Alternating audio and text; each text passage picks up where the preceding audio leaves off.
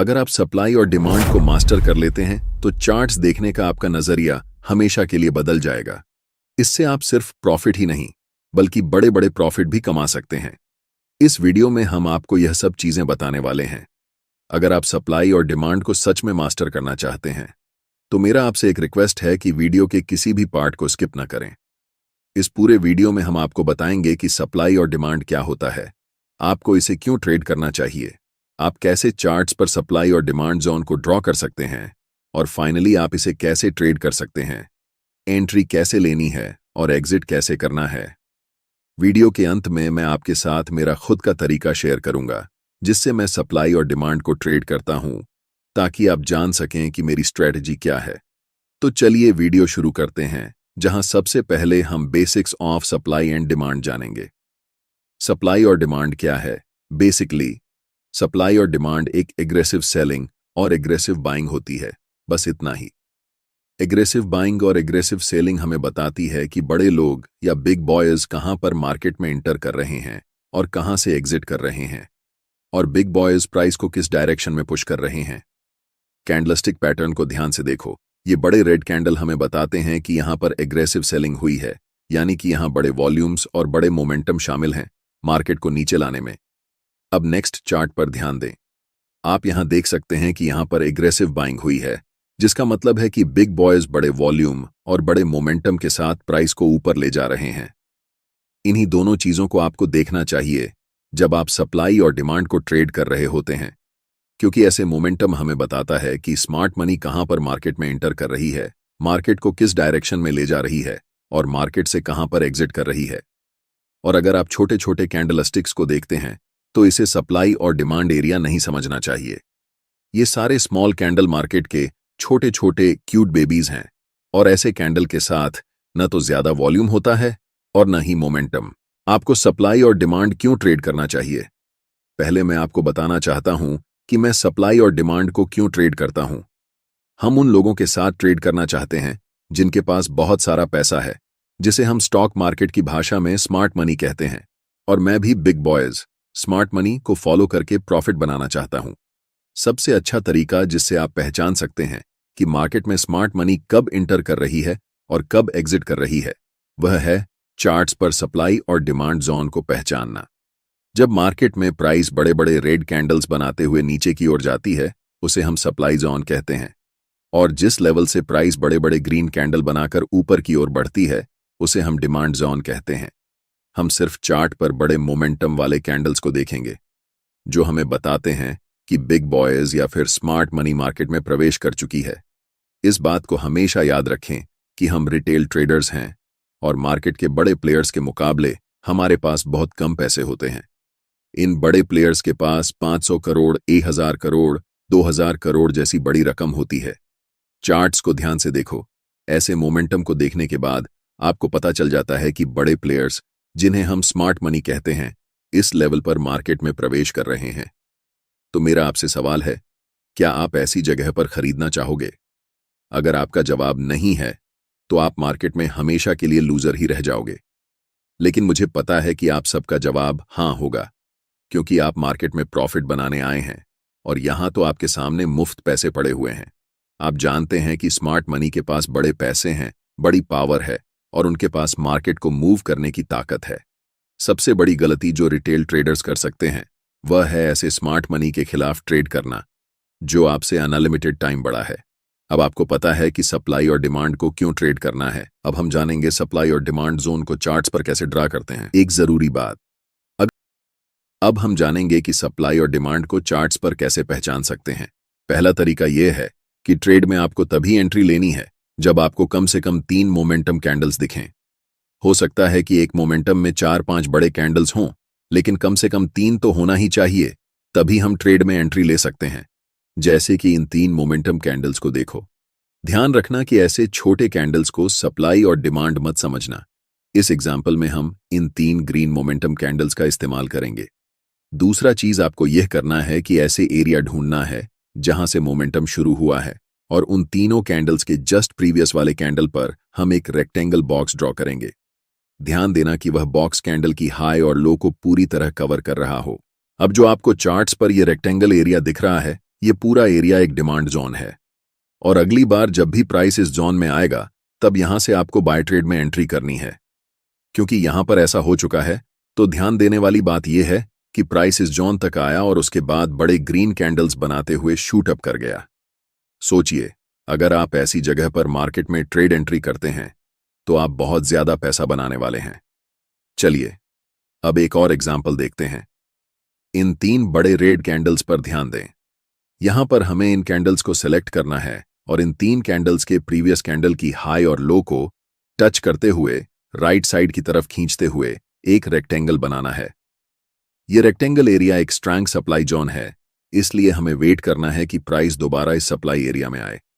और जैसे ही price supply zone के पास आती है, मैं चाहता हूं कि आप ध्यान से देखें कि क्या होता है। प्राइस इस जोन में आने के बाद थोड़ा कंसोलिडेट होती है और फिर एक स्ट्रॉन्ग रेड कैंडल बनाते हुए नीचे चली जाती है।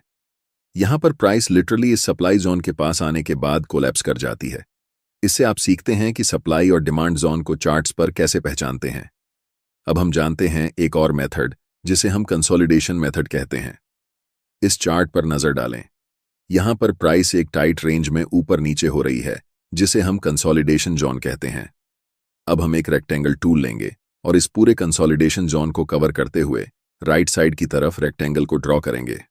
ध्यान से देखिए कि प्राइस इसके बाद क्या करती है। प्राइस इस कंसोलिडेशन जोन को तोड़ने के बाद रीसेट के लिए ऊपर जाती है और जैसे ही वह रेक्टेंगल बॉक्स को टच करती है, प्राइस वहां से नीचे की तरफ आने लगती है। तीसरा मेथड है आपको ऐसे एरिया को खोजना जहां पर मैक्सिमम नंबर में कैंडल्स की लंबी विक्स हों। चार्ट्स पर विक्स का बनना हमें बताता है कि प्राइस उस लेवल से रिजेक्ट हो रही है और ऐसे लेवल को मार्केट में रिजेक्शन लेवल कहा जाता है। जहां पर मल्टीपल लॉन्ग विक्स वाले कैंडल्स बने हुए हैं, वहां क्या करेंगे कि रेक्टेंगल टूल सेलेक्ट करके इस पूरे विक्स वाले कैंडल्स को कवर करते हुए रेक्टेंगल बॉक्स को राइट साइड की तरफ खींचेंगे। आपको दिखेगा कि अगली बार जब प्राइस इस लेवल पर आई तो प्राइस यहां से बड़े बड़े ग्रीन कैंडल्स बनाते हुए शूट अप कर गई। इसे हम कह सकते हैं कि यह एक बहुत ही स्ट्रॉन्ग डिमांड जोन है। अब हम पूरे यकीन के साथ कह सकते हैं कि आप सप्लाई और डिमांड जोन को चार्ट्स पर पहचानना सीख चुके हैं। इसके बाद यह बेहद जरूरी है कि आप ये जानें कि आप इसे कैसे ट्रेड करेंगे। इस चार्ट में हमने 3 बड़े ग्रीन मोमेंटम कैंडल्स को पहचान लिया है। अब हम उनके हाई और लो को कवर करते हुए राइट साइड तक एक रेक्टेंगल जोन बनाएंगे और आपका डिमांड जोन तैयार हो जाएगा। अब हम वेट करेंगे कि कब प्राइस वापस इस डिमांड जोन में आएगी। ट्रेड में एंट्री करने के लिए आपके पास 2 सबसे ज्यादा उपयोग किए जाने वाले तरीके हैं। पहला तरीका है कि आप एक बाय लिमिट ऑर्डर प्लेस कर सकते हैं ताकि जब भी प्राइस इस डिमांड जोन में आए तो ऑटोमेटिकली बाय ट्रेड में एंट्री हो सके। दूसरा तरीका यह है कि आप मैन्युअल बाय ऑर्डर लगा सकते हैं जब प्राइस इस लेवल पर आती है। हम ज्यादातर दूसरे तरीके को ही प्रेफर करते हैं क्योंकि याद रखना चाहिए कि डिमांड जोन कितना भी स्ट्रांग क्यों ना हो, हमेशा यह चांस रहता है कि प्राइस उस लेवल को ब्रेक कर दे। अब हम वेट कर रहे हैं कि कब प्राइस इस डिमांड जोन के पास वापस आएगी।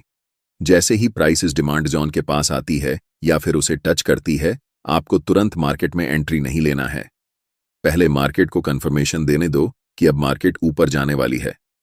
आप देख सकते हैं कि यहां पर एक 2G कैंडलस्टिक पैटर्न बना है और ये लंबी विक्स हमें बताती है कि प्राइस यहां से रिजेक्शन ले रही है।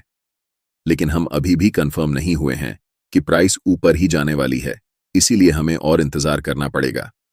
जस्ट नेक्स्ट कैंडल एक बड़ी बुलिश कैंडल फॉर्म होती है और हम यहां पर कंफर्म हो जाते हैं कि मार्केट अब यहां से ऊपर जाने वाली है, क्योंकि ये बुलिश इंगल्फिंग कैंडल हमें बताती है कि मार्केट में स्मार्ट मनी बाइंग पोजीशन बना रही है। और आप जानते हैं कि स्मार्ट मनी की एंट्री के बाद प्राइस सुपरफास्ट स्पीड से ऊपर जाने वाली है। हम यहां मार्केट में एंट्री लेंगे जिसमें हमारा स्टॉप लॉस स्विंग लो के नीचे होगा। अगर आप ज्यादा सेफ रहना चाहते हैं तो आप अपना स्टॉप लॉस बिल्कुल इस डिमांड जोन के नीचे रख सकते हैं। अगर हम टारगेट की बात करें तो ऊपरी लेवल पर प्रीवियस कुछ कैंडल्स को देखें। यहां पर 3 लगातार रेड कैंडल्स बनी हैं और उनके जस्ट प्रीवियस कैंडल एक लॉन्ग विक्स रिजेक्शन कैंडल है, जिससे हम कंफर्म हो जाते हैं कि यह लेवल एक सप्लाई जोन है।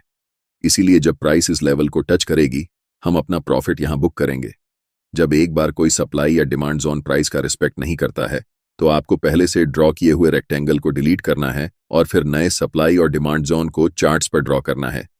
अगर कोई नया सप्लाई या डिमांड जोन नहीं दिख रहा है तो हम मार्केट में वेट करेंगे।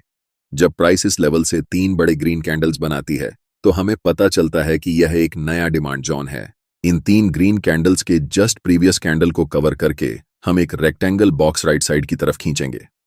अब हम इंतजार करेंगे कि प्राइस कब इस डिमांड जोन के पास आएगी ताकि हम ट्रेड में एंट्री कर सकें। इस एरिया में हमें दिख रहा है कि कैंडल्स के पास बड़े बड़े विक्स हैं, इसलिए हम यहां एक सप्लाई जोन ड्रॉ कर सकते हैं।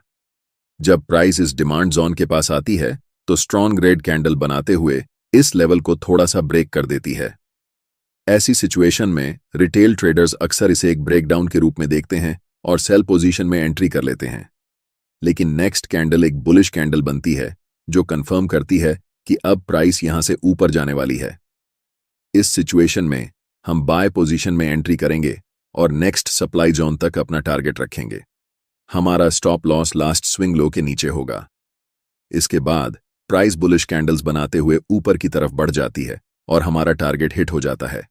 अगर आप अभी तक मेरे वीडियो को देख रहे हैं तो अब मैं आपके साथ अपनी सीक्रेट ट्रेडिंग स्ट्रैटेजी शेयर करने वाला हूं, जिसमें मैं बताऊंगा कि सप्लाई और डिमांड को यूज करके मैं खुद कैसे ट्रेड करता हूं।